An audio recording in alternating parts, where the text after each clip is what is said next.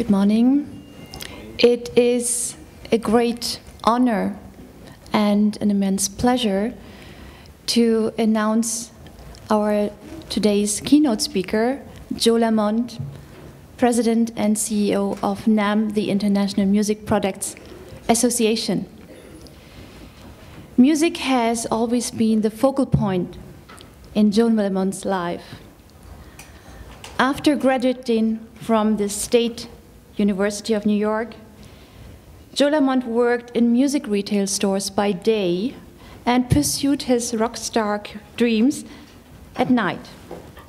Starting in 1982 as a bookkeeper for a small independent retailer in Sacramento, California, he then moved to Skips Music in 1989. Armed with passion, he ultimately rose to the position of Executive Vice President, overseeing the $12 million corporation. Those years of retail experience were critically important in shaping Lamond's views about the industry specifically, the important relationship between supplier and dealer. In 1998, Lamond joined NAMM, the Trade Association of International Music Products Industry, as its Director of Market Development. Under his leadership in 2001, the association's resources have grown significantly, enabling NAMM to invest more into research, grants, and market building programs than at any time in the association's history. Positive awareness of the music products industry on Capitol Hill is also at an all-time high, with its government relations efforts helping to ensure that the federal No Child Left Behind program continues to include the arts as a core subject. In addition, the association created Support Music Coalition, uniting more than 200 organizations to work on behalf of music education. Joe Lamond also created the NAMM Foundation, which serves as the focal point for the industry's research and giving. Ladies and gentlemen, let us welcome Joe Lamond, President and CEO of NAMM. Thank you, Silja.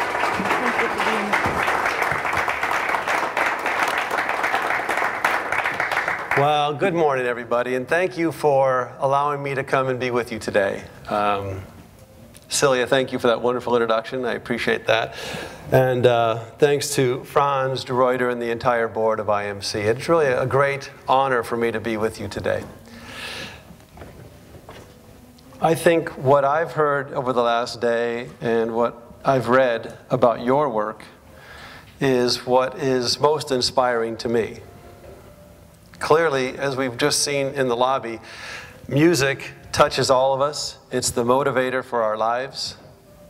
And what you're doing in your communities and in your countries is nothing short of amazing and inspiring to the rest of us. So I stand here in front of you thanking you for all you do to create access and equity for music and arts for all. And for that, I think you deserve a round of applause. Thank you. You know, we seek to change the world, right? We get up every morning. We are the type of people, the artists, the creators. We will stop at nothing but ultimately changing the world. That's a big goal. But we also take pleasure in one little victory at a time. One child playing music. One school started, one music program saved.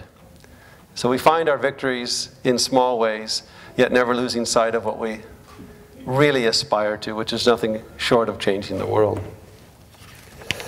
So, as Silja said, I represent the music products industry. You know, the people who make and sell the great instruments that we heard played here today, and that we see as the voice of musicians and artists all around the world. Now, first of all, I have to admit, I am a drummer. Are there any drummers in the room? Am I the only drummer? Oh, finally, okay. One person admits to being a drummer.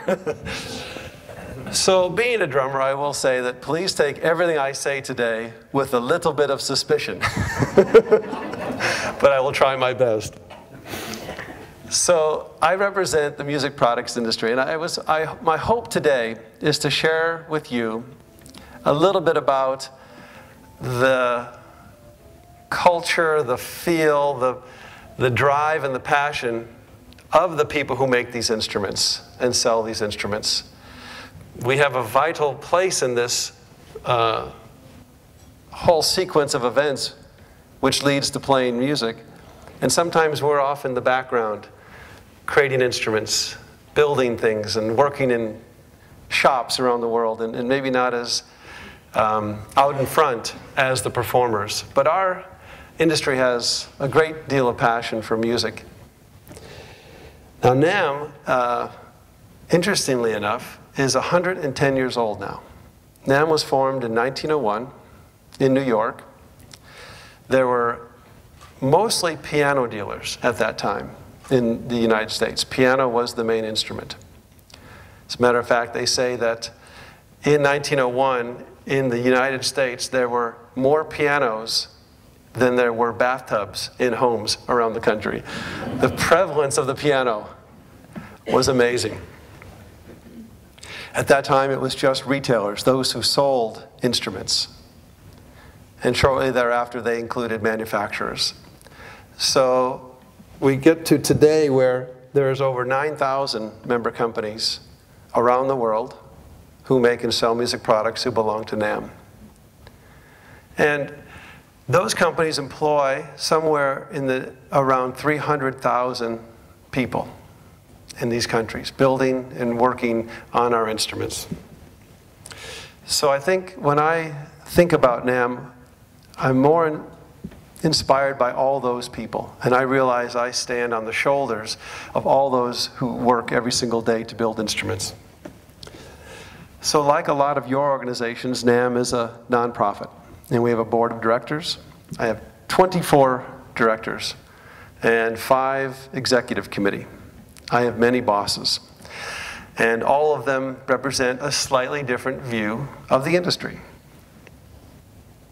There are such a broad diversity in the industry of, for example, pianos and organs, band instruments we've just heard, lighting, sound, theater type equipment. It's the whole gamut of anything that you use to make sound, music and sound. And the person in my job, as head of NAMM, there has only been 3 people, including me, going back to 1946. There was a wonderful man named Bill Gard who led NAMM from 1946 to 1981. And my predecessor, Larry Lincoln, was at NAMM from 1971, led it from 81 to 01, and then I took over in 01. So when I look back at the legacy of NAMM, one of my first jobs, I feel, is to respect and to honor all those who have allowed NAMM to grow over the years. Only 3 leaders in 65 years. My mother would say, don't mess it up. Again, I'm not sure what they were thinking when they put a drummer in charge, but they did. And as Silja mentioned, I started in music retail. And that is someone who sits at a front counter in a store and helps the families as they come in and helps a family pick their first instrument for their child. That first saxophone, that first guitar, that first drum set. So I learned early on what it feels like to see a child pull an instrument out of a case and get so excited about the smell of it, the look of it, the shininess of it. And that really inspired me. I was also an artist. I've toured, played drums around the world, had long hair, I know, and got to enjoy the feeling of having an audience and to play and to really see how music can move people. I then became a tour manager.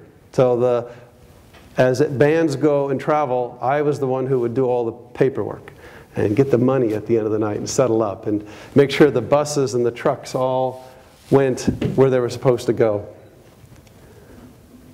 And then I joined NAMM. and got to really start thinking about our industry on a more global basis. It opened my eyes to a much broader field.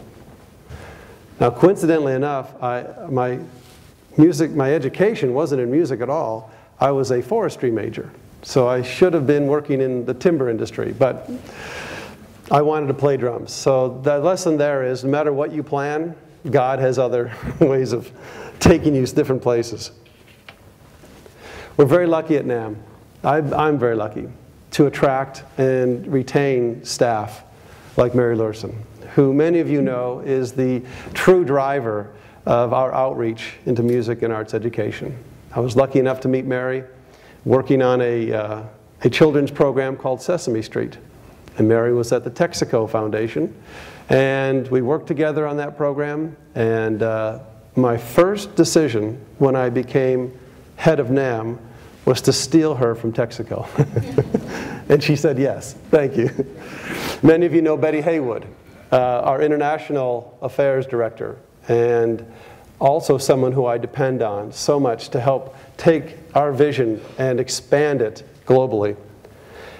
And then 60 others at our headquarters in San Diego, California, who day in and day out help us achieve our mission. When I think about the different paths we've all taken to get here, I'm reminded of a conversation that I had with Neil Portnow, the Grammys. Some of you guys watch the Grammy program. They're another nonprofit, and they represent artists, recording studios, record labels. And I was speaking with Neil, and he mentioned that most of us all started because we loved music in this business, and I'm guessing many of you did too. And at some point in this career path, we went to different branches. Some stayed playing music, some became recording engineers, some started building instruments, selling instruments, representing education groups, becoming music teachers. But I thought about, we're basically all in the same tree. We began in the same tree trunk, and then we branched off to where we are today. But I'm guessing most of you still play. How many still play an instrument? Yeah. And I'm guessing that love and passion is what really makes us feel like we're the luckiest people in the world to do what we do. We are so blessed to be involved in music. I can't imagine a life in any other way. Now, as a drummer, obviously, I probably couldn't have any other career. I'm unemployable in any other field. So I'm very lucky. So back to NAMM. So NAMM as a nonprofit, 110 years old, a very broad mission that had been adopted 20 years ago. I think one of the most important things that's changed in NAMM is that we have just adopted a new vision, mission, and objectives. Now, many of you have probably gone through that process with your own organizations, and it's very difficult. You get all these people in a room and you say, what should we do? What can we do? What can we be great at? What can we do better than anybody else? To avoid mission creep. You and your organizations probably have the same challenge. There's so much to do, so many places that need help, yet you've got to, you've had to ask yourself, what can we do the best? And so we came out of this exercise 2 months ago with a new vision, mission, and objective. My goal was short. Our previous mission objectives was 10 pages. And I'd recently read about some of the great works in history and how short they really were. And I kept that in mind as I tried to do NAMM's vision and mission and objectives. I wanted it to fit on 1 page. So I looked it up. Pythagorean theorem was 24 words. The Lord's Prayer, 66 words. Archimedes' principle, 67 words. The 10 Commandments, 179 words. The Gettysburg Address, one of the most famous speeches by President Abraham Lincoln during the Civil War, 286 words. The U.S. Declaration of Independence, 1,300 words. I got this to 205 words.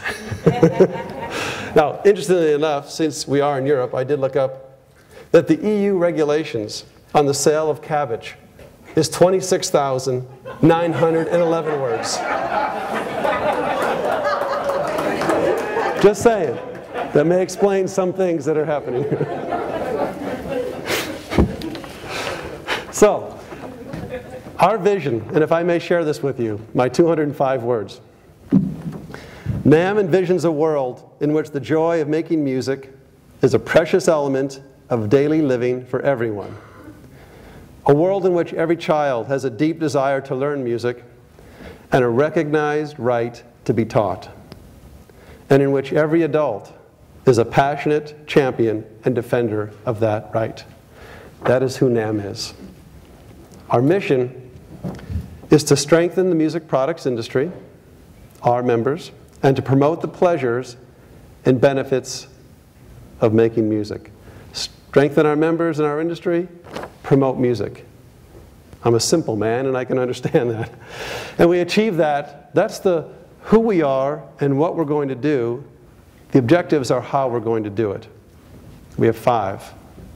Trade shows, membership, professional development, market development, and global impact. Trade shows. How many of you have been to a NAMM show? If you've not been there, I can't explain it. It's 90,000 people from all parts of the industry coming together for 4 days in Los Angeles. And to me, the best way to describe it, if I could, is that it is a uniting of all the tribes. I use the word tribe because it connotates the most positive aspects of the sections of music. A tribe might be those who build pianos. A tribe might be those who are touring and using lighting and pro audio equipment. School band and orchestra is a tribe. Those who sell primarily rock and roll instruments is a tribe. And at the NAMM show, these tribes all come together under one big tent of the NAMM show. During the 4 days, they have their own meetings, their own social, and their own entertainment to strengthen their own tribe. But then they all come together on the show floor and mix. And this exchanging of those ideas that really uplifts the industry and makes it stronger.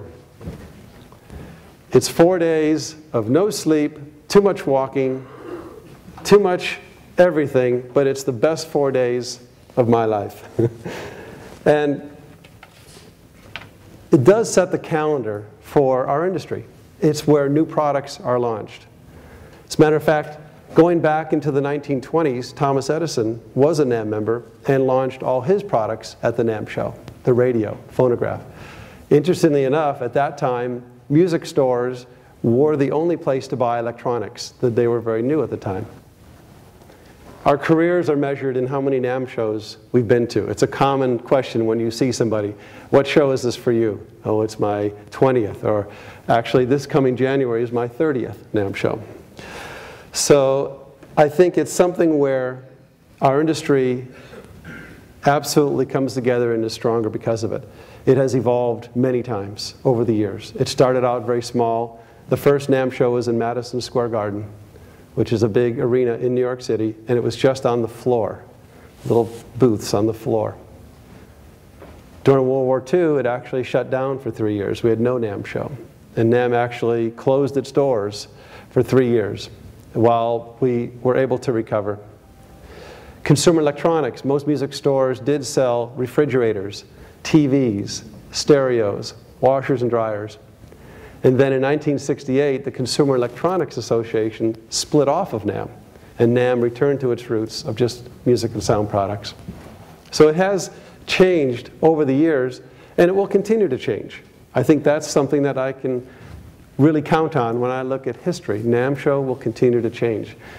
But it's one element that does not change, that is our core business model.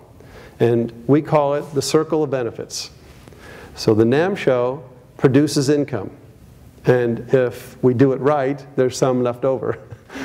We take what's left over and we reinvest it into programs, initiatives, public relations designed it promoting music.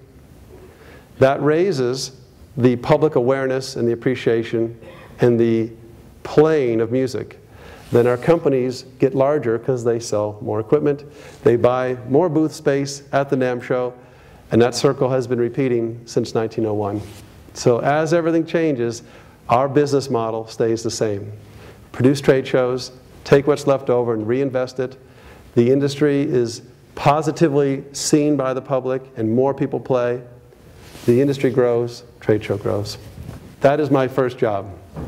Because without that, we are not able to do anything else. We're not able to be effective in all the things we want to do. It takes that trade show to help.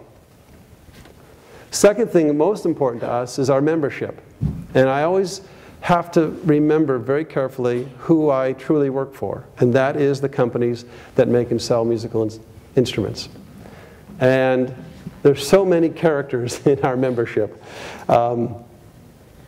I have to try and reflect their needs. And you can think about how diverse and broad this is. So I'll share a couple stories of our members. Henry Steinway was a great friend and mentor of mine. I didn't meet Henry until he was already in his 70s. But he carried the legacy of a company that was his family's name, went back to 1853, and he felt the same way about music and the role of the piano. So whenever I spoke with Henry, I had to make sure that the piano side was really represented and understood. He told me a story once. I asked Henry once what was his biggest mistake. Because does anyone here make mistakes? I've made probably 5 so far today. But I asked Henry what was his biggest mistake. And he told me about when he first started in the company. And the family put him out as a salesman on the road, traveling. They wanted him to start at the bottom and work his way up. And he had a music store in Cincinnati, Ohio, that was part of his territory. And that store was, in Henry's opinion, not doing a good job with Steinway. They weren't selling enough, they weren't stocking enough pianos. So Henry said, "You are no longer a Steinway dealer." He cut them off, took the line back. And the name of that retail store was called Baldwin Pianos. And then they said, "Okay, the heck with you, Steinway, we'll build our own pianos." And they became his arch competitor for the next 60 years. I learned so much from everyone making their mistakes. Chris Martin, Martin Guitars, a wonderful company in Nazareth, Pennsylvania. Chris is 7th generation Martin to build guitars. In his family goes back to 1833. That's the type of member in our industry you tend to see. Family businesses passed on from generation to generation. It is the CF Martin that is on the brand. And the CF is very important. Now, Chris only has one child. It's a daughter. Her name is Claire Francis. She will be the next in line for CF Martin. Zildjian. How many of you have seen Zildjian cymbals? That company goes back to 1623 and is now run by the first woman Zildjian in history. Craigie Zildjian is the CEO of that company. Again, a wonderful, passionate friend and supporter of the industry, but she sees the world in terms of drumming and her side of it. And over 9,000 other companies just like that. Also a lot of new companies. I mean, Apple Computer is a NAMM member. Their GarageBand software is more sophisticated, and it comes on every computer now, free. It's more sophisticated than what the Beatles used to record Sgt. Pepper. And now everyone has it at their fingertips. And a company that has really grown because of that is a company called Blue Microphones. They've made the first computer microphone with a USB port. You plug it into your computer and you can record your music. Blue Microphones actually has a history in this area. There's 2 founders, and one of the founders is from here. And he wanted to somehow get his, well, he's from Latvia, he wanted to get his country's name in the name of the microphone. And he told me that they were talking about what to call their company. And the word Baltic and Latvia just doesn't flow in a company name for microphones. So they named it Baltic Latvian Universal Electronics. BLUE, blue microphones. So he won. He still got the word Baltic in there. Newer member and doing very well. So we have old members and new members. Part of our role with membership is to represent their voice. It's why this group exists. Together we are stronger. Together with one voice we can move forward. So we are convening our members around issues that are important to them. One example, technology in our industry is changing very rapidly.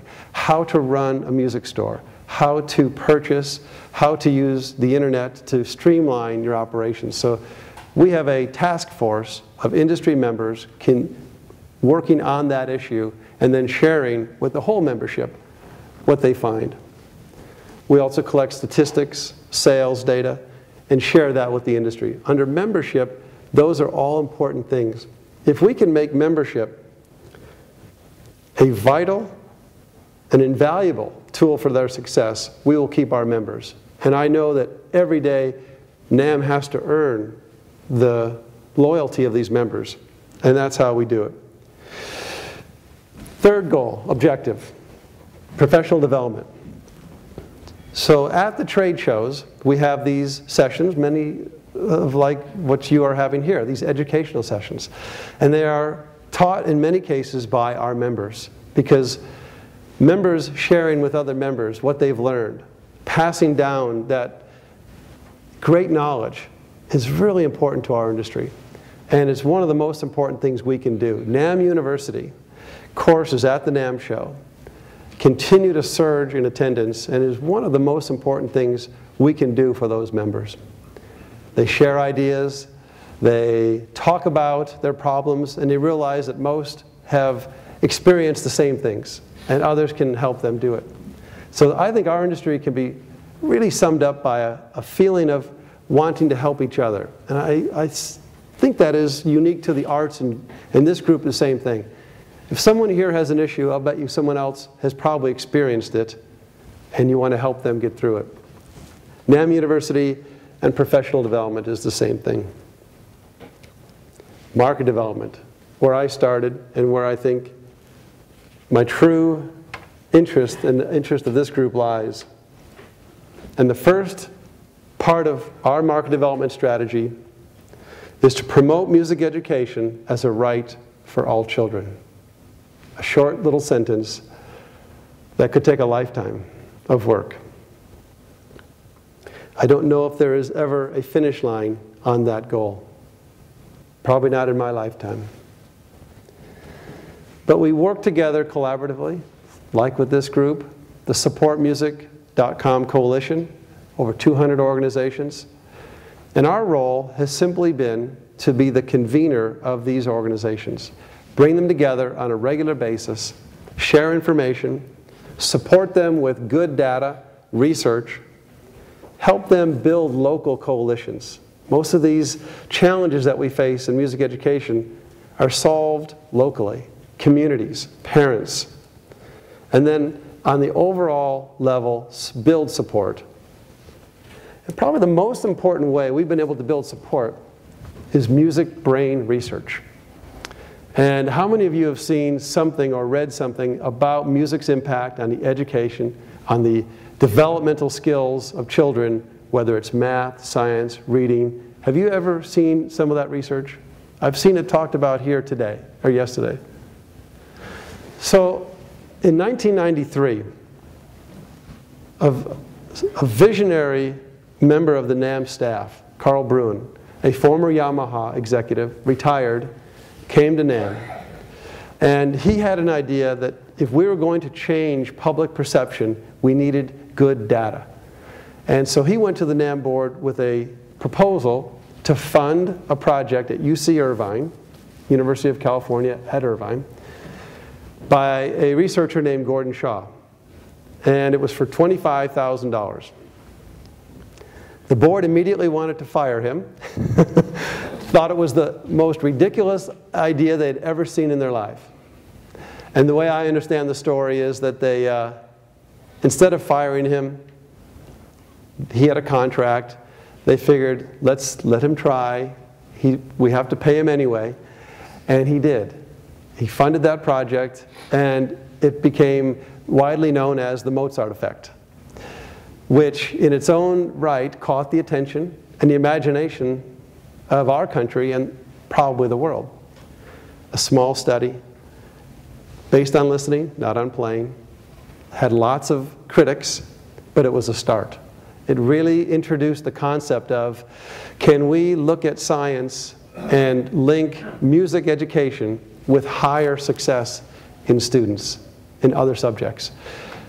How many studies since then? Dozens of studies. 3.3 million. Probably over $3 million spent on research. And now there's a growing body of evidence linking music making with all sorts of benefits, both from a brain and fundamental source. The ability to start reading sooner and faster. The ability to solve math problems easier. But a lot of social benefits. You stay in school. I've had people from Los Angeles Unified School District say, there are children in that district who only stay in school because of the music program. They tend to stay and graduate. They tend to go on to college. So there is many, many reasons that we can use on our efforts to talk about music. Now, the intrinsic value of music is first the most important. Music changes lives. It's who we are. I think music is part of being human. And in some ways, it's unfortunate that we have to justify it. Does anyone feel that way? That why do we have to go with more arguments, than just music is fundamentally a right? But that's where the industry, the business side of me comes through. I'm very pragmatic. And if that's what it takes to get support for the arts, I'll do it. That if that's what makes our policy leaders and our government officials give more support to the arts because we have this evidence, we'll do it. The other arguments of just its fundamental value will always be part of the equation. But I think we sometimes need more when we're competing against the other issues that are time, resources, always something battling for us to have good music education for all kids. So the second part of market development is to take this circle of benefits and to fund programs. And there's all sorts of programs, from guitars in the schools, rock bands, starting fundamental young programs like Sesame Street, young people even before they get into school. And those are great things to do. Because again, we see the impact. We see kids playing music out of them. And many of them start small, and we can seed fund them, give them small amounts, almost like a micro grant, and then they grow. And to see some of these programs over the years really expand because of the funding they got from NAMM is very inspiring to us too. Public relations, the idea of going to the media and just talking about what we do. Every day in the United States, we try and have some article in the media about music. Music in a young person, how it changed their lives. Music in an office setting. We have a Fortune magazine battle of the bands, all these corporate bands. So there's articles about people in suits playing music, seniors playing music.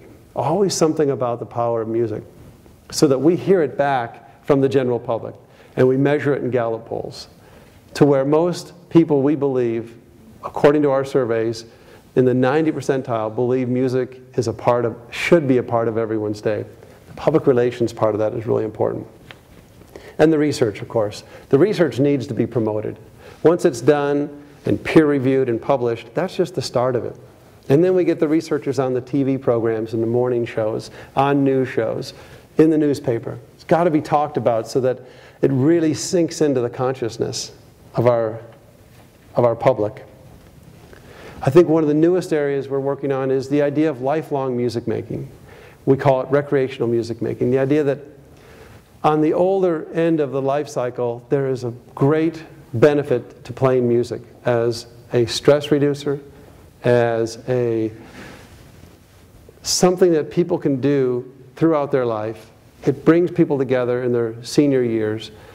And of course, as our demographics move through, we have an aging population in most areas, Europe, North America, Japan, and we want to have that population play music. Many of them played when they were young and gave it up. Some never played. But I can tell you that having these bands, we have one that plays in our office 2 nights a week. And it's so inspiring to see people in their 60s, 70s, 80s getting together to play music. And not always great. I think the whole point of recreational music making is you don't have to be a great musician. There's a woman who plays drums in our band at our office. We let them use our classroom. Her name is Nadine. She's 76 years old. And she has the biggest drum set I've ever seen. And if I don't leave work in time and she's loading in when I'm going out, I have to carry her drums in. Nadine has all the tom-toms. Nadine has a gong. I don't know what she does with the gong because they play orchestral music. But she loves it, and she is so excited about it. Her husband had passed away, and she really didn't have anything else. But music has given her such a new direction in her life. And Nadine is the typical person who would benefit from recreational music making. So I think you'll see more and more research that we will fund about music's role in our health and wellness as we age going forward. And I think it'll be maybe as important as music education, but the whole goal is to have music throughout the lifespan. The other part of market development is working with government. And many of you do that in your countries. I don't know if there's anything as frustrating as working with government. It is just unbelievable. And Mary does it with grace and patience and aplomb. But it's the way things get done. The way I talk to members about our government relations, because things happen slow. We're business people. We want to do now. If a store, someone who owns music stores says, let's open one in that city, in 30 days there'll be a music store in that city, opened with full instruments. In government, nothing happens quickly. But when it does happen, it changes the whole country. And I use an example. In our country, we have a thing called daylight savings, maybe here too. Certain times of the year, you move the clock forward or back to conserve electricity. A few years back, our government decided to change that date from one day in early April to middle of March, move it up. So because of a few people in Congress who thought this was a good idea, who got everyone in Congress to think it's a good idea, 300 million people changed their clocks on one day. That's power. That's power. That's why we have to be in Washington and do what we do. And that's why you, in your countries, work with your government officials. Because when they make a decision and say, we're going that way, and if we could get that type of impact with music and arts, that would fundamentally change our worlds. Global impact. It's partly why we're here. It's partly why I'm flying to Moscow in an hour to launch the new NAMM show in Moscow next May, to do a press conference tomorrow. Part of our goal in our 5th objective is to expand that circle of benefits model outside of the United States. It's very interesting for us and a learning experience for us to work out of the United States. I think we all are very limited in sometimes how we think. I know I am. So our first entree to working outside of the United States was in Shanghai. 6 years now we've been a partner in a show called Music China in Shanghai each October. And we provide all the professional development for the country of China, an emerging industry where retailers weren't used to sharing with each other. And they were not used to the type of education that would really help the industry grow. But by bringing this model to China, we have, I think, accelerated the growth of that market.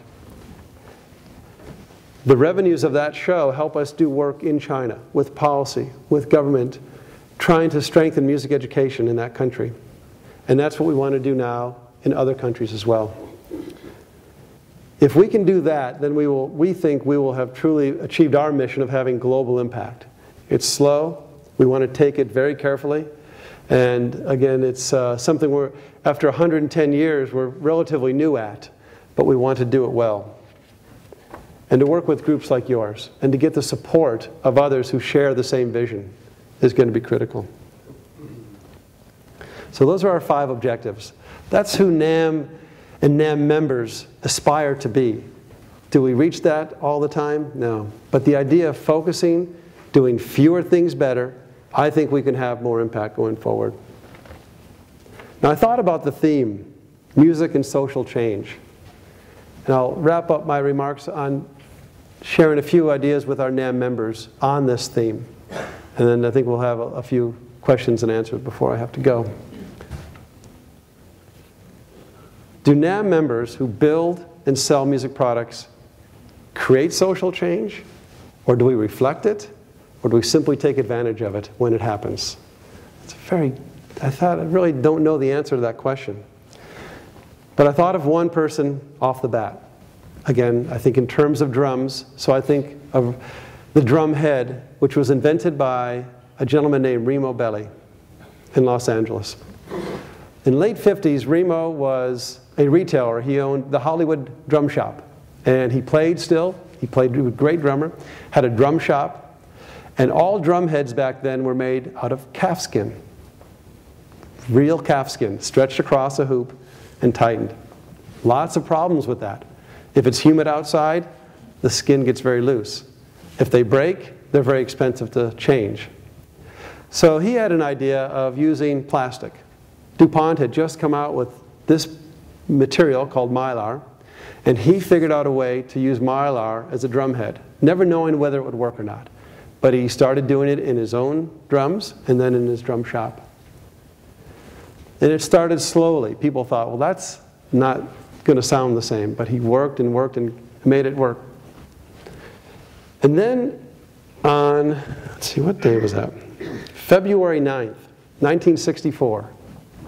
How many of you remember something that happened in the US that was earth-shattering? No, remember? The Beatles played on the Ed Sullivan Show. And Beatlemania was launched in the US and probably around the world. Instantly, the next week, young people went out and started buying guitars, just like Paul McCartney and John Lennon and George Harrison. They started buying drums, just like Ringo Starr. And all of a sudden, these companies could not keep up with the demand. Literally, Ludwig drums went to a 24-hour manufacturing to keep up with the demand for Ludwig drums. And what was put on all those drums were Remo's plastic drum heads. And as Remo said, at that time, with the explosion of the number of people playing music, there were not enough cows in the United States, even if all of them gave up their skin, to make those drums. So right time, right idea, right place. And the 60s launched an entire social revolution, and it was voiced through music.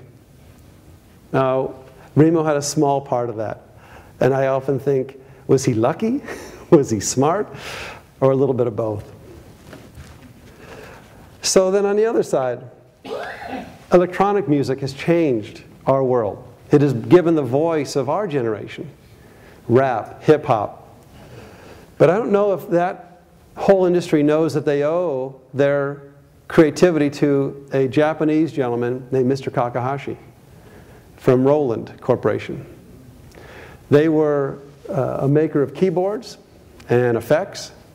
And interestingly, Mr. Kakahashi went to his first NAMM show in 1963, could not speak English. His instrument was a rhythm machine that you would attach to a home organ that would have a waltz or a samba, a little rhythm box. That was his first product. And the NAMM show at the time was in hotel rooms. You'd move all the furniture out, and you'd set up your instruments. And Mr. Kakahashi tells the story of how he was standing in the hotel room, small room, his rhythm box, and people would be walking by. No one would come in. He didn't know how to say hello in English.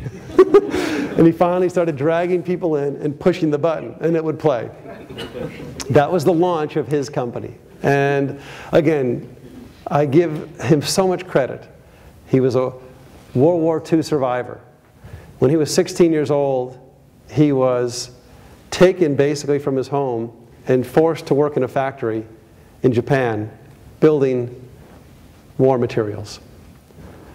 Barely survived a bombing of that factory. And when he had saved enough money repairing watches, that was he was a very handy person. He saved enough money to go to college, and this first week in college he was diagnosed with tuberculosis and lost a lung. So here's someone who just throughout his whole life has overcome adversity, loved music, played organ, and then in the early 80s, all these electronic instruments started being produced. Yamaha, Roland, sequential circuits, and each one was different. And he saw a musician in San Francisco had an organ, and the back of it was opened up, and all these cables were coming out, and they were attached to the different keyboards by soldering, wiring. And Mr. Kakahashi went to him and said, "Why do you do that?" And the player, whose name was Don Lewis, said, "Because I like your sound for one song, I like Yamaha's sound for another song, I like Korg's sound for another song." So he wired them all together. And Mr. Kakahashi shook his head, "Oh, no, no, no, no." And he went back to Japan and basically invented a computer language which allowed all musical instruments to speak to each other, called MIDI, Musical Instrument Digital Interface. And then he donated it to the industry royalty-free. He gave it to all the manufacturers. So on the back of every keyboard, even today, you'll see a MIDI jack. Every computer has a MIDI jack. And that allowed the electronic revolution, which we know now today includes music in every country. People that sample, have loops, be able to record on computers. And so, did Mr. Kakahashi create a voice for a generation? Did he just ride the wave that was going? I don't know. Again, I think about what is the instrument's role in all this. Is it just giving the voice to a generation? Because every generation creates their own voice. They'll find the tools. And in our industry, I think some visionary people are able to create those tools and then grow their companies. They do well because of it. I mean, they're motivated. Mr. Kakahashi wanted to grow Roland, but he also did that by serving a whole generation. And then I think of a retailer. And now, how many of you shop in a music store in your area? Do you have a favorite store that you go to? I mean, so many retailers are the face of our industry to their communities. I remember the first time I went to a music store and all the instruments were on the wall. It was almost like going to a church for me. It was so important. But I was recently at a store in Washington State, Vancouver, Washington, and it's called Beacock's Music. And the person who started it was named Dale Beacock. And he was a band director, taught school music, and as he got ready to retire, he opened a music store in 1976. And he would teach during the day as he got ready to retire and work his store at night. And his store became the place where parents took their children for their first instrument, where people took lessons, where they had their instruments repaired. And in this small community, he became the hub of music, the most important person in that community for music. Generations would grow up to say, if you needed something, go to Beacock Music. And the reason I went to Beacock Music was, tragically, Dale was killed in a bike accident. He was 81 years old on a bicycle, going down the Oregon coast with his son on a 100-mile bike ride. He died doing what he loved, but at his funeral, there were over 1,000 people who all had a story about how Beacock Music had touched their lives, had helped them, helped their children. And I thought, Dale and his community was the social change. He created in that community the love of music, and it poured out by these people, I think, paying tribute to him at his funeral. So a couple examples, I don't know if I've answered my question. Do musical instrument manufacturers and retailers create social change, adapt to it, or just ride along with it. And I often think it doesn't matter. We're part of it. And we go in that slipstream with everybody else. They all succeeded. They helped others to succeed and got what they needed as well. And I think that could sum up how NAMM members operate. NAMM members are musicians, they're artists, they run a business, they understand their role, and they know that if they help enough other people make music, they will succeed in what they want to do. So I think we do both lead and follow. I think our members create the instruments that give voice to a generation and help people express themselves. I think that will always be the case. That will always be the way that throughout the globe, people will always find new sounds, new ways. Artists are creative by definition, and they'll push us. They push us to be better and create new instruments, new ways. But as we saw yesterday, some of the most traditional instruments will always be with us too. The drum, my instrument, probably the oldest. When some historical figure first stretched an animal hide over a log. Not much change since then. And I think when I look at our industry and I look at where we're going as a group, I'm reminded of a Will Durant in his research about human history, that Will and Ariel Durant have said that every society in the dawn of recorded human history have made music. So based on that, I think we've got a 100% chance of survival. And I take that to my heart. Being human means to make music. We always have, and we always will. Thank you. Yeah,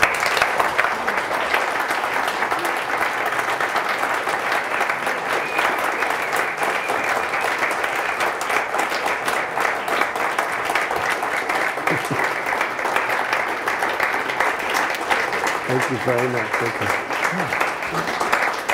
Oh, everything, wow.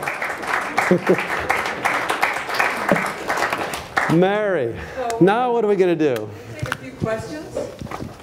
I'm going to start with the question. Thank you, Joe. So I'm just going to prime the pump here with a couple of questions, and then I want you to be thinking of your questions. We know that, Joe, we're living in a time of quite interesting challenges. You referred to the complexities of government, and now we have the overlay of the complexities of the economic realities. Mm-hmm. How are these affecting our industry right now, and how does it have parallel with our colleagues in the service sector? Just to put you on the spot. The idea that our industry is so diverse, as I was talking about the tribes, and one of the interesting parts about our industry is that while one is possibly going up, another is going down. I can say that electronic music being made on iPads, is going through the roof at the NAMM show, and I can look at how much booth space is reflected by that technology. Right now, piano sales are not good. They're not. So that area is down. So what in general, I will say we have enough of an average that at any one time it balances out. But to your specific question today, you know what? Governments are overstretched. We've probably overspent for decades, and we thank our leaders for that. But the reality is there's never been enough. I don't know of a time in my career where there's ever been a school saying, we're good, I've got enough. We've always been looking for more. So I don't look at this as much of a difference than what we always have to fight for our share to make sure that we are at the table in education in particular, to make sure we're a core subject, that we are funded alongside math, science, reading, all the other core subjects. Right now, school music in the United States is up. Even in the midst of this recession, we have made inroads to where school music in the United States is continuing to grow. So. One thing that we do at NAMM is we really value our strategic partners and the work that we do with folks around the world. So how can we continue to work together? What's the value of those partnerships? And what's the value of, to these collaborations and working together? What should we do? I mean, I heard this a little bit yesterday when, in one of the sessions, we were talking about the research. And that someone said, we should share that research. And yes, that's a perfect example. Let's take what works in one area and share it into another. And we can learn from all of you what has been successful in your area. I can think of a couple examples. So we work with music educators in the United States. I mean, we work with Gary's organization, MTNA, but also MENC, the school music teachers. And I can tell you that for a very long time, school music teachers thought only in terms of their students right in front of them. They never thought about lifelong music making, the recreational music making. And I think one change we've been able to achieve is that music teachers in the United States now think about lifelong music making because they know it helps them. If people are supportive of music when they're adults, there's more chance that the schools will have support.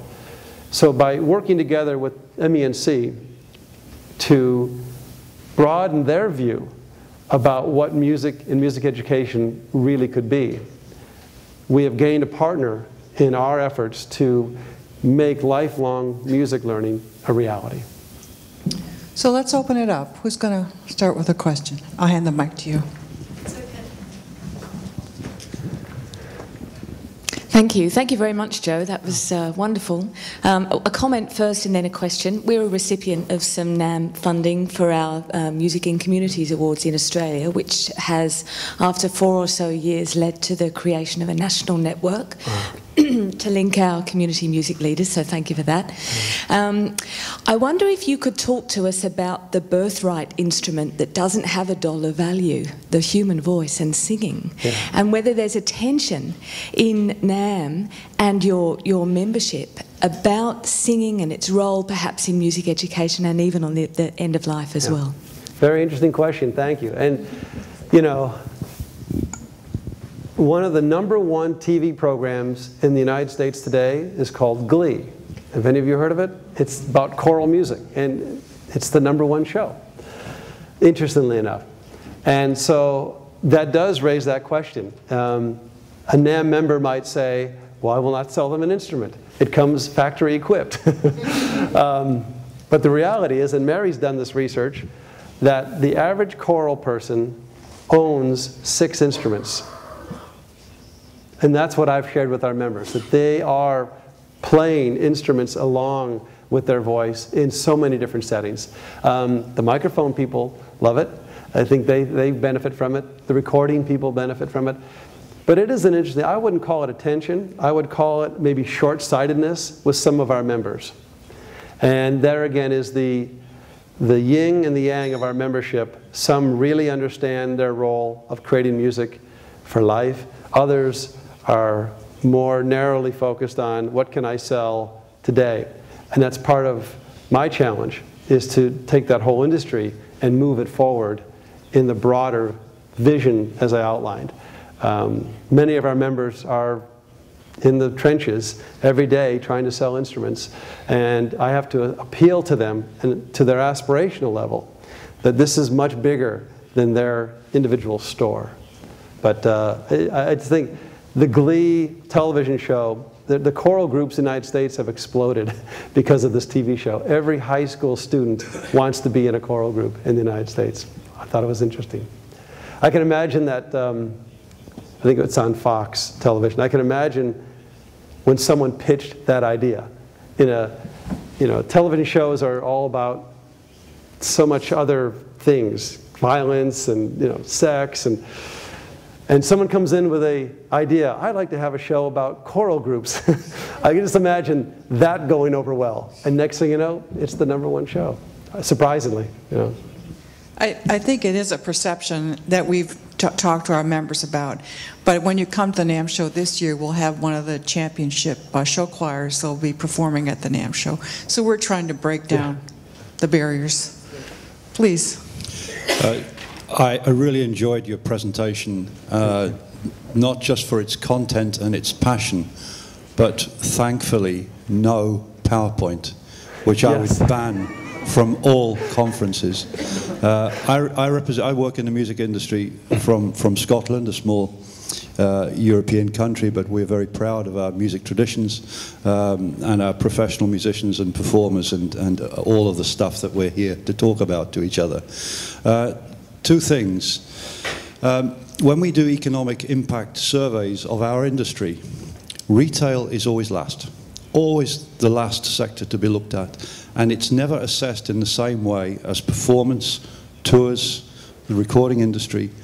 And I would like that to change. And I'd welcome your views on how that may be more holistically looked at in terms of the value of our industry. And the second point, and this is something that really I don't have an answer to, why do the high quality conservatoire sector that provide music education ignore instrument manufacture at their peril?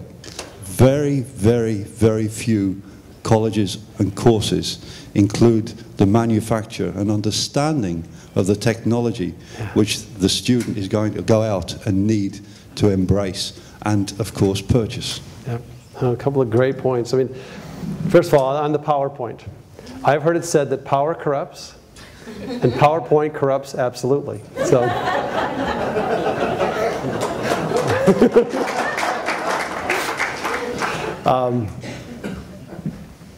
what was your question?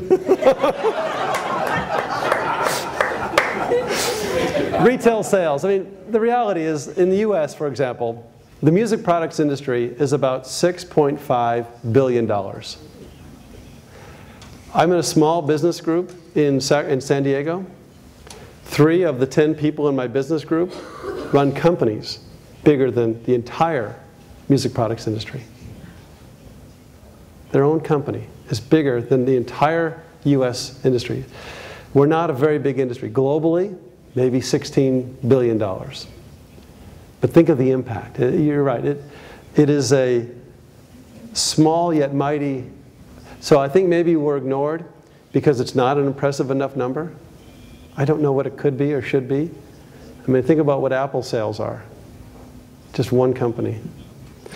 On the higher education side and the lack of inclusion of who we are, I wish we could break that down. And part of our work is to bring more music students, either music business students, music education students, to the NAMM show. Because when they meet these people, when they get the chance to meet Craigie Zildjian, Chris Martin, they really understand deeper the connection that we have. And the absence of that is the separation that there's us and them. I think sometimes we're viewed as, and I hate to say it, but we're the simpler people. We build things and we work in workshops and we sand and we saw and we solder. And I wish I could break that down more. The educators are out front and they are the creators of, I mean, a music teacher's influence over a lifetime is vast. And, but we need each other. And partly my hope is by sharing our story and even with your group to understand more at the DNA level what a NAMM member is, what drives someone to make a new instrument or to be in this business, that we are one. I'm hoping I can break that down. But there is an us and them sometimes. It's unfortunate. In terms of the universities, we have a program that we host at the NAMM show, and I welcome all of you that are leading in the conservatory environments to even consider an international trip to be part of our Generation Next program. And that is, we had 650 young people from colleges with us last January, and we have a series of courses. There's like 2 hours a day that they meet with faculty members of our industry that speak to them, and then they go out and really participate in this trade show floor. So if that's an interest, we would welcome a delegation from your countries or your schools to fly over to Southern California and be part of that program. So we are trying to bridge the gaps. Yeah. It's going to take a while. It happens, though. I mean, even in the U.S., with MEC, the music educators, the public school teachers, I remember bringing 6 industry people and 6 music teachers into a room for 2 days of discussion. And it was very interesting because on one side, on the industry, we had people from Guitar Center and some large companies and small. On the music teacher side, we had young, just coming into the teaching field, people who've been in for their whole life. And then we had Sam Hope. And I'm not sure if you know Sam. Some of you do. He's head of NASM, National Association of the Schools of Music. So he was sitting back, watching this discourse between business people and educators. And there was, I'll give you an example. The music stores were saying, we service your school, we take care of you and your students, we donate to your programs, and then you go buy on the internet because it's $2 cheaper. On the teacher side, they're saying, you don't do enough for us, all you care about is your profit, and we appreciate what you do for us, but we think you're greedy. And Sam was sitting back and very quietly, and he goes, I think I know the problem. He said, you on this side of the room think like capitalists. You get up every day and you try and run your business so that it'll grow. You try and serve your customers so you can have profit at the end of it. On the other side, you are thinking more socially. Most of you have tenure. Most of you are thinking more about, I want the very best band. I don't want all the kids. I just want the best kids. And that's okay. So he said, but that's okay. Either one of the positions are okay. Stop trying to change each other. That was his point.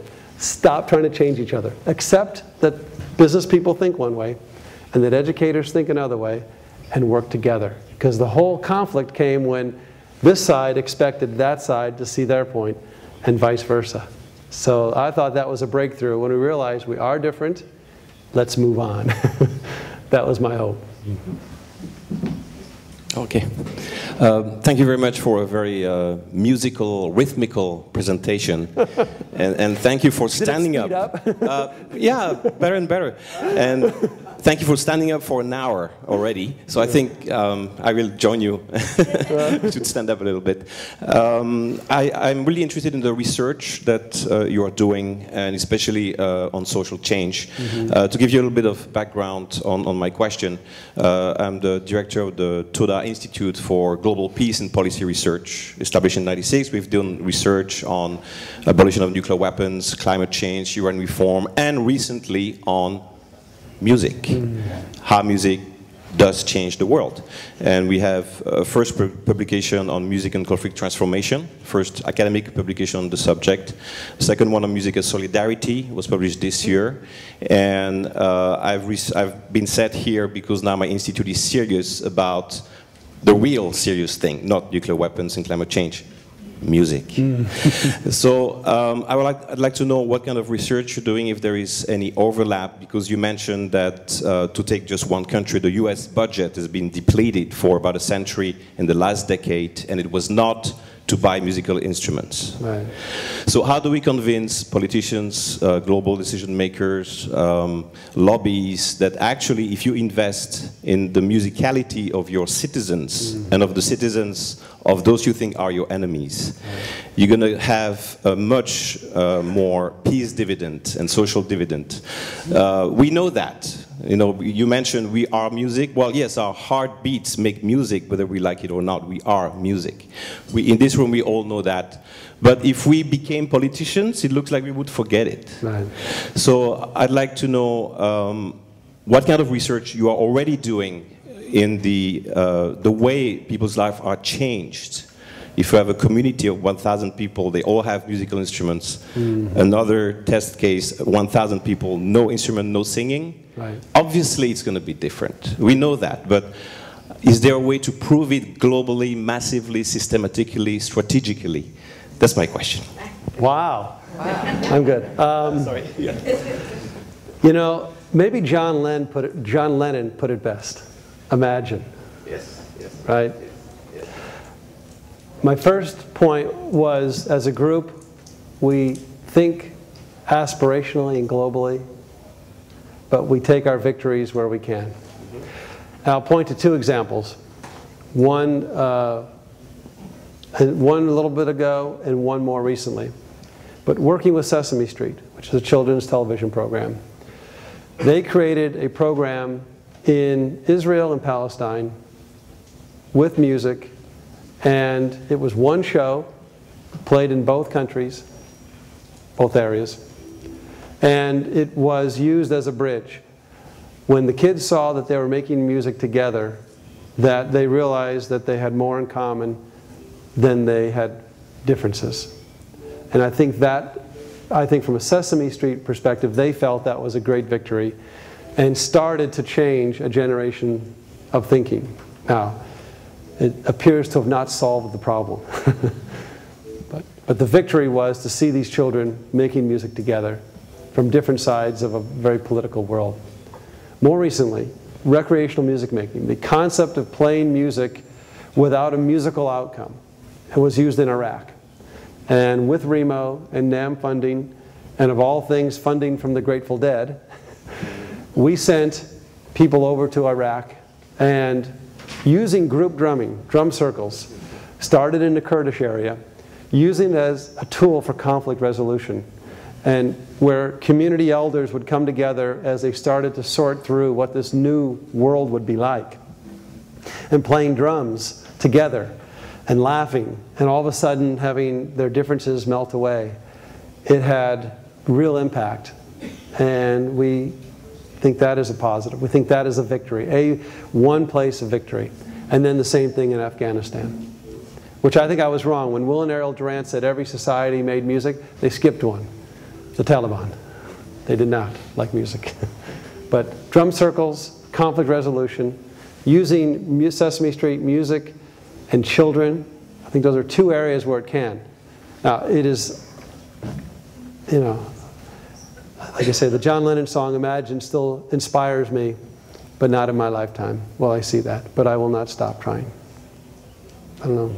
I wish there were easier answers than that. But I think that we have to all keep trying and have faith. Well, on the very concrete level, sorry, we'd like to publish a new volume with. Oh, these examples, yeah. Well, maybe we should. I think what you're saying, what I would recommend is what we recommend to all of the programs that we fund. What we need is really solid internal benchmarks that can be achieved so easily with a good survey instrument and cheaply. You know, you could go out and do this comparative design and control groups, which become very, very expensive. But it's amazing how simple, concrete data over a period of 6 or 9 months of participants and participants' families that you can be tracking. And you take that to a graduate student who's a statistician and he sorts it out a little bit. You have a couple of bar graphs, all of a sudden goes, ah, look at it, I didn't believe it was happening. And this is, again, our work with government is, you know, we take them very simple, concrete data. If you see change in impact, they're not seeing change in impact for millions of dollars of investment, but they see the change in impact when you do with the soul and the heart and the community. So we have to be good at collecting basic information and data for everything that we do, beginning, middle, and end. And it can be, you know, all these online for $9.99. You can have SurveyMonkey and all the survey data, simple paper surveys. We have to collect this, and then we package it and we take it up the line and we could publish it. And this is something collectively, again, we should keep working at. Next to our defense budget, the biggest expense is healthcare, and probably in most countries. And we believe that music making throughout the lifespan, and our research now linking older adults to having significant health benefits to playing music, lower stress, increase human growth hormone in the blood, lower incidences of Alzheimer and dementia. We believe that we can actually be part of the healthcare solution. And it's a much cheaper prescription to say, go learn to play saxophone twice a week and have all these lower incidences of health risk than to just be put on prescription after prescription after prescription. So the biggest, I think, future for us in making the difference is going to be in healthcare. And we keep funding research linking that. And I think we'll make as much progress in healthcare as we did in music education. We will change societal thinking. And actually, I think societies have known generations ago, Socrates figured it out, that music is part of a well-rounded lifestyle. So I think healthcare is, when we look at where we spend money today, we can reduce healthcare, and music is part of the solution. I will take two more questions. Thank you. I was given the microphone. Okay, go ahead. At first, before I post my question, I would like to thank you, of course, for your presentations at the moment. But the most important for me was the very, very positive thinking of life. So you were telling us, if you like something you do, from the bottom of your heart, everything is possible. Yeah. So you are a drummer, I am a violin player, and I am also doing concerts with a small concert agency, Corelli Music. So I understand you very, very much, and thank you for that. And I think it's very important for all of us. So let's keep doing so. Yes. But my question, as I am from Estonia, and we are now in Estonia, is maybe a little selfish, but do you have some members from Estonia already? And if not, how could they join you or your company? I'm not sure I caught the question. The question, do you have already members from Estonia in NAMM? Yeah, you know, we really do not have, I'm not sure of any members. The one connection I found to Estonia was Paisti cymbals. They're now located in Switzerland, but they had originally come from Estonia. So we do not. The closest was Blue Microphones. Ok. Bonjour. Je vous remercie beaucoup. We need to get a translation. Are you in French? Yeah. All right, we need to get a translation for you. Ok. Yeah. Great. Ok. Merci. Déjà, on vous remercie pour tout ce que vous faites. Et on sait que vous intervenez beaucoup, et vous sponsorisez beaucoup, mais beaucoup plus dans les... D'accord, d'accord. Thank you very much for everything you said. Maintenant, on a constaté que leur activité est beaucoup plus développée en Europe, en Amérique. Mais en Afrique, je ne sais pas si ils ont déjà une forte présence, et s'ils ont une présence où, et quel type de programme ils sont en train de développer, et comment faire pour être, parce qu'aujourd'hui l'Afrique est quand même un grand marché de consommation d'instruments musicaux, et on voudrait que vraiment qu'ils soient aussi avec nous, quoi. Okay, thank you. So, of course, you have a very strong presence in Europe and in the United States. So he would like to know, what is your presence in the African market? Do you have any organization there? Do you have any programs there? Because obviously Africa now is a booming market. Everybody there has been playing music for hundreds of years, and now everybody wants to play music. So he'd like to know what the presence of your industry is there in terms of musical instruments. Yeah, very good question. Thank you. Not much. And my understanding of the African market is that many of the instruments sold there are going through other channels. And I'll give you an example. Hartley Peavy, Peavy speakers and amps. Peavy knows that he's selling a tremendous amount of his product into Africa, but he has no idea how it's getting there. Some from South America, some from Europe. These are distributors who are selling into Africa. And there's not a big retail presence. There's just not. And I don't know what it'll take to develop it, but right now, the instruments that are being sold are being carried back. My understanding is that Youssou N'Dour brings back instruments when he tours, and after the tour brings back instruments to Africa, to Senegal. There's not at all an organized retail distribution system in Africa. I think it's an opportunity for somebody. You should join NAMM. Henrik? Yeah, I would just like to say a big thanks to Joe and Mary for together delivering an absolutely heartwarming, terrific, enlightening session here for us today. A quick comment on the Israeli-Palestinian thing. This afternoon at 2:30, we have some very brave young people that are here together to talk about their experience of how they've actually learned to see the human beyond the conflict. And the only way you can do that, I propose, is music. Yeah. That's what they would tell me. So again, Joe and Mary, thank you for being here. It's just been really wonderful. We have one more. Thank you. Last question. Thank you very much. You're very welcome. Honestly, I'm so happy that I had this keynote address, because when he started and he was talking about tribes of families that come together, I was so touched, because in my country, we have a lot of indigenous musical instruments. So we have different distribution network for the traditional instruments. I'm from Ghana, West Africa. And then we have other stores for the electronic instruments, the guitars and stuff like that. So there are totally two different markets.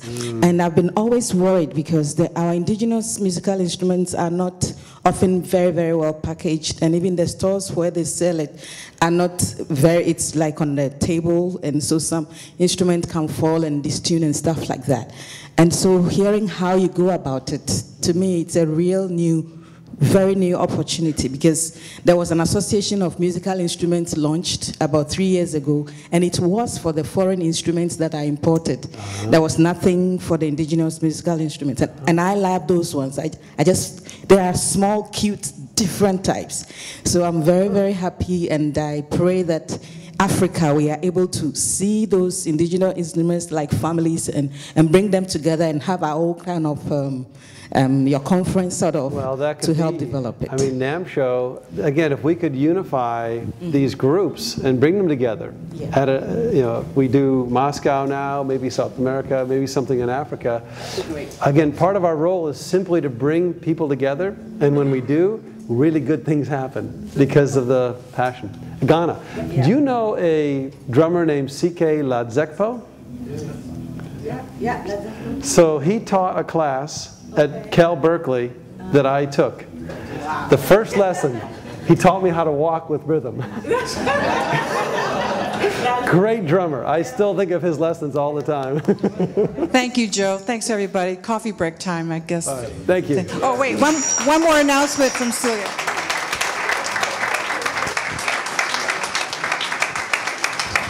Not an announcement, just a very warm word of thanks to Joe and Mary from all of us on behalf of the IMC, on behalf of the EMC and the local organizers. Thank you. It was a great honor to have you with us, a great pleasure too.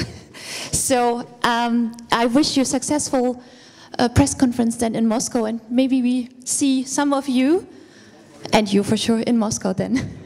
Thank you very much.